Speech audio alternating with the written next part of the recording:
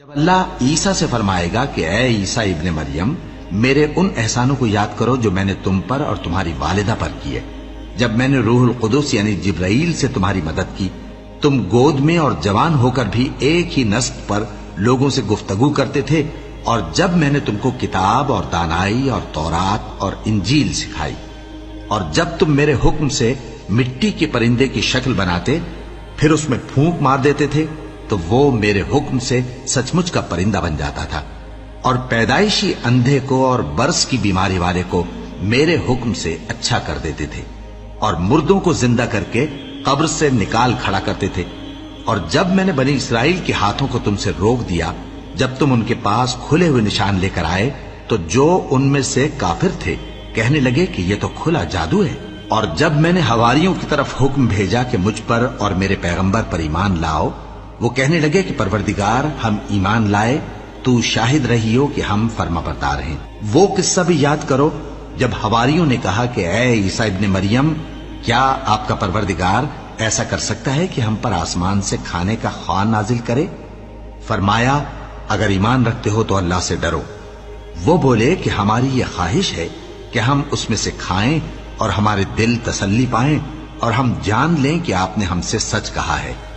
اور ہم اس خوان کے نزول پر گواہ رہیں۔ تب عیسیٰ ابن مریم نے دعا کی کہ اے ہمارے پروردگار، ہم پر آسمان سے خوان نازل فرما کہ ہمارے لیے وہ دن عید قرار پائے، یعنی ہمارے اگلوں اور پچھلوں سب کے لیے، اور وہ تیری طرف سے نشانی ہو، اور ہمیں رزق دے، اور تو بہترین رزق دینے والا ہے۔ اللہ نے فرمایا، میں تم پر ضرور خوان نازل فرماؤں گا، مگر جو اس کے بعد تم میں سے کفر کرے گا اسے ایسا عذاب دوں گا کہ اہل عالم میں کسی کو ایسا عذاب نہ دوں گا۔ اور اس وقت کو بھی یاد رکھو جب اللہ فرمائے گا کہ اے عیسیٰ ابن مریم، کیا تم نے لوگوں سے کہا تھا کہ اللہ کے سوا مجھے اور میری والدہ کو معبود مقرر کرو؟ وہ کہیں گے کہ تو پاک ہے، مجھے کب شایع تھا کہ میں ایسی بات کہتا جس کا مجھے کچھ حق نہیں؟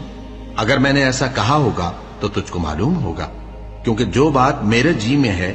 تو اسے جانتا ہے، اور جو تیرے جی میں ہے اسے میں نہیں جانتا۔ بے شک تو علام الغیوب ہے۔ میں نے ان سے کچھ نہیں کہا بجز اس کے جس کا تو نے مجھے حکم دیا، وہ یہ کہ تم اللہ کی عبادت کرو جو میرا اور تمہارا سب کا پروردگار ہے، اور جب تک میں ان میں رہا ان کے حالات کی خبر رکھتا رہا۔ پھر جب تو نے مجھے دنیا سے اٹھا لیا تو تو ہی ان کا نگراں تھا، اور تو ہر چیز سے خبردار ہے۔ اگر تو ان کو عذاب دے تو یہ تیرے بندے ہیں، اور اگر انہیں بخش دے تو تیری مہربانی، اس لیے کہ تو ہی غالب ہے، حکمت والا ہے۔ اللہ فرمائے گا کہ آج وہ دن ہے کہ سچوں کو ان کی سچائی ہی فائدہ دے گی۔ ان کے لیے باغ ہیں جن کے نیچے نہریں بہ رہی ہیں، ہمیشہ ہمیشہ وہ ان میں بستے رہیں گے۔ اللہ ان سے خوش ہے اور وہ اللہ سے خوش ہیں، یہی بڑی کامیابی ہے۔ آسمان اور زمین اور جو کچھ ان دونوں میں ہے سب پر اللہ ہی کی بادشاہی ہے،